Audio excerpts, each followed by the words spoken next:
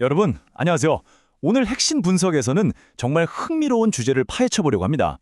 바로 마이크론 테크놀로지의 1조 달러 메모리 피벗인데요.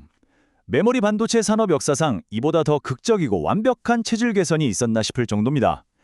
일개 부품 제조사에서 AI 시대의 절대 권력으로 어떻게 진화했는지 그 생생한 이야기 속으로 바로 들어가 보시죠. 와, 시가총액 1조 달러. 정말 입이 떡 벌어지는 숫자죠? 2026년 5월 26일 마이크론의 주가가 무려 19.3%나 빵 터지면서 단숨에 이 1조 달러 클럽에 가입해버렸습니다.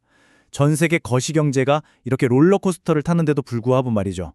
메모리 기업으로는 삼성전자에 이어 세계 두 번째 달성인데 엔비디아나 애플 같은 초대형 거인들과 어깨를 나란히 하게 된 엄청난 사건입니다. 자, 오늘 우리가 함께 짚어볼 로드맵입니다. 1. 1조 달러 시가총액의 비밀부터 시작해서 2. AI가 바꾼 수익 구조 3. HBM 기술 전쟁 승리 4. 소비자 포기의 대가 그리고 마지막으로 5. 2028년 잠재적 리스크까지 사이클을 타던 평범한 기업이 어떻게 대체 불가한 AI 인프라 플랫폼이 되었는지 쭉 따라가 보겠습니다. 먼저 첫 번째 파트입니다. 도대체 이 1조 달러라는 파격적인 몸값의 비밀이 뭔지 그 실체부터 확인해보죠. 지금 숫자를 보시면 진짜 놀라실 텐데요. 전년 대비 성장폭이 그야말로 미쳤습니다. 2026 회계연도 2분기 매출을 보면 238억 달러거든요. 이게 작년 대비 196%가 뛴 겁니다. 거의 3배 가까이 수직으로 날아간 거예요. 게다가 영업현금 흐름이 11억 달러에 순이익은 137억 달러를 찍었습니다. 우리가 보통 AI 테마주 하면 막연한 기대감부터 생각하잖아요. 근데 마이크론은 이 엄청난 실적으로 우린 거품이 아니라 진짜다 라는 걸 숫자 그 자체로 증명해낸 겁니다. 두 번째 파트, AI가 이들의 수익 구조를 어떻게 완전히 뜯어 고쳤는지 살펴볼게요. 이건 산업의 패러다임이 바뀐 수준입니다. 다들 아시다시피 예전 메모리 시장은 어땠나요? 매일 변하는 현물 가격에 목을 매는 그야말로 호황과 불황을 오가는 롤러코스터였습니다. 내일 얼마를 벌지 예측조차 힘들었죠. 근데 AI 시대가 오면서 이 룰이 완전히 깨졌습니다. 이제 메모리는 마치 넷플릭스나 클라우드 같은 구독형 인프라처럼 변해버렸어요. 가장 비싸게 팔리는 서버용 DDR5 물량의 무려 60에서 70%가 3년에서 5년짜리 장기 계약으로 이미 단단하게 묶여 있습니다. 골칫거리였던 불확실성을 그냥 지워버린 거죠. 사실 여기서 진짜 핵심은 이 계약의 형태입니다. 물건을 사는 빅테크들이 향후 몇 년치 물량을 짐해두려고 계약금의 10%에서 30%를 현금으로 먼저 쏴줍니다. 선입금이죠? 하이퍼스케일러들이 마이크론 공장 짓는 돈을 미리 대주면서 제발 우리 것부터 만들어달라고 재무적인 안전망을 깔아주는 셈이에요. 이 덕분에 마이크론은 향후 3년에서 5년 동안 무려 4천억 달러가 넘는 막대한 현금을 벌어들일 수 있게 됐습니다. 진짜 게임 체인저 아닌가요?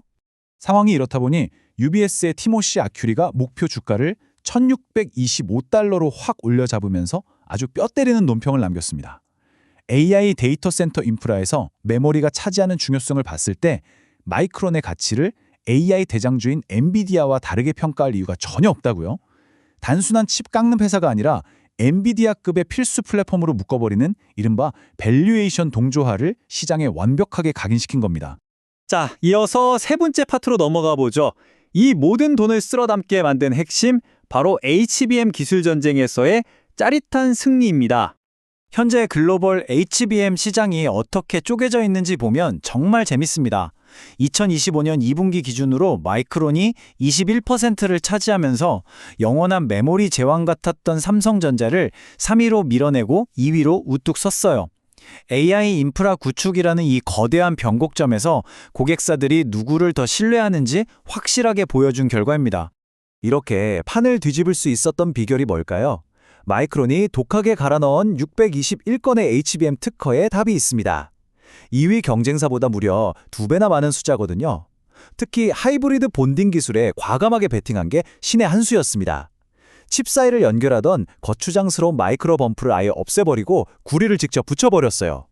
칩은 더 얇아졌고 결과적으로 경쟁사 대비 전력 소비를 30%나 줄여버렸습니다.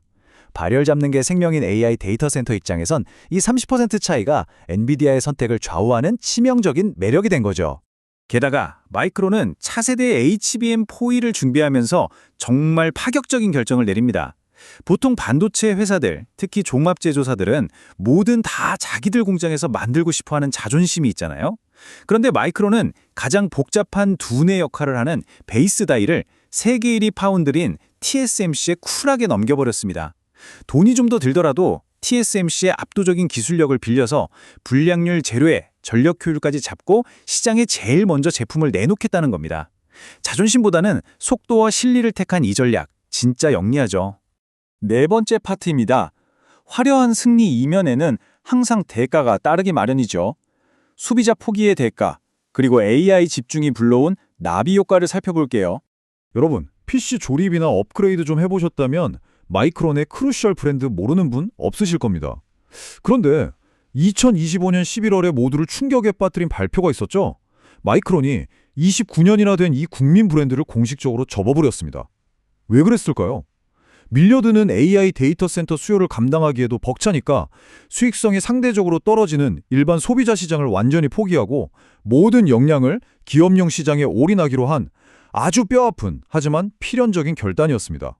그들이 이렇게 극단적인 선택을 해야만 했던 진짜 이유는 이 숫자 3으로 설명에 끝납니다. 구조가 엄청나게 복잡한 HBM 하나를 만들려면 같은 용량의 일반 D램을 만들 때보다 공장 캐파를 무려 3배나 더 잡아먹습니다. 물리적인 공간 자체가 부족한 거예요. 그러니까 돈이 쏟아지는 HBM 생산 라인을 늘리기 위해선 내 컴퓨터에 들어갈 일반 D램 라인을 강제로 멈춰야만 했던 겁니다. 글로벌 메이저 공급사가 이렇게 소비자 시장에서 발을 쑥 빼버리니까 어떤 일이 벌어졌을까요? 남아있는 일반 메모리 가격이 그야말로 미친 듯이 폭등했습니다. 1년 만에 모바일용 LPDDR4는 250%, 유럽 시장의 PC용 DDR5 가격은 무려 414%나 하늘로 솟구쳤습니다. 부품값 후려치기로 유명한 그 애플조차도 아이폰에 넣을 메모리가 모자라서 엄청난 웃돈을 주고 장기 계약을 맺어야 했어요. 마이크론은 소비자 시장을 버렸지만 역설적으로 AI 시장의 초고마진과 남아있는 일반 메모리의 단가 급등이라는 두 마리 토끼를 다 접고 있는 상황이 된 겁니다. 그리고 다들 AI 붐에만 취해 있을 때 우리가 놓치지 말아야 할 게 하나 더 있습니다. 마이크론이 쥐도 새도 모르게 장악해버린 시장이 있거든요. 바로 차량용 메모리 시장입니다. 자율주행차 시대에 이 분야는 오류가 나면 생명과 직결되니까 신뢰성이 엄청 중요한데 2024년 기준으로 마이크론이 여기서 무려 51.7%의 점유율을 싹쓸이했습니다. 경쟁사들을 아예 압살해버린 수준이죠. 혹시라도 나중에 AI 쪽에 바람이 좀 빠지더라도 이 고마진 차량용 시장이 든든한 캐시카우 역할을 해줄 겁니다. 진짜 얄미울 정도로 촘촘하게 방어막을 쳐놨어요. 자, 이제 마지막 5번째 파트입니다. 지금까진 너무 좋았는데 과연 이대로 탄탄대로만 걸을까요? 2028년을 향해 다가오는 공급 과잉과 불확실성의 그림자를 짚어보겠습니다. 지금 중국 쪽 움직임이 심상치 않습니다. 마이크론 같은 메이저들이 텅텅 비어둔 일반 PC나 스마트폰용 D램 시장을 중국 국영 기업들이 무서운 속도로 파고들고 있거든요. 창신 메모리와 양치 메모리가 2026년에만 최대 60억 달러를 쏟아부어서 한 달에 웨이퍼 6만 장어치를 더 찍어내겠다고 발표했습니다. 미국의 제재를 받지 않는 일반 소매 시장에 이 엄청난 물량 폭탄이 쏟아지면 글로벌 메모리 가격이 전체적으로 뚝 떨어질 수밖에 없는 상황입니다. 그런데 여기서 또 마이크론 경영진의 소름 돋는 통찰력이 빛을 발합니다. 전문가들의 2028년쯤 되면 중국발 물량 때문에 일반 D램 공급 과잉 온다라고 경고를 하니까 정부 보조금까지 받아서 짓고 있던 뉴욕주 메가팹 가동을 당초 계획보다 2년이나 확 미뤄서 2030년으로 연기해버렸습니다. 대신 그 돈을 지금 당장 돈이 되는 고마진 특수 라인에 몰아주고 있죠. 물량 조절 잘못해서 스스로 가격을 붕괴시키는 바보 같은 짓은 절대 하지 않겠다는 아주 냉철한 자본 통제력입니다. 자, 정리해보겠습니다. 마이크론은 지긋지긋했던 사이클 산업의 꼬리표는 스스로 떼어버렸습니다. 대중적인 소비자 브랜드를 포기하는 뼈아픈 결정 속에서도 기술 혁신을 통해 시가총액 1조 달러짜리 거대한 AI 인프라 플랫폼으로 완벽하게 탈벗금했죠. 하지만 2028년 중국이 주도하는 글로벌 공급 과잉의 거대한 파도가 밀려오고 있습니다. 과연 인공지능이 만들어내는 이 엄청난 슈퍼사이클의 수익률이 다가오는 공급 과잉의 리스크를 가볍게 짓누를 수 있을까요? 이들의 숨막히는 줄다리기가 앞으로 어떤 미래를 그려낼지 여러분도 계속해서 관심 있게 지켜보시길 바랍니다. 오늘 핵심 분석은 여기서 마치겠습니다. 함께해 주셔서 감사합니다.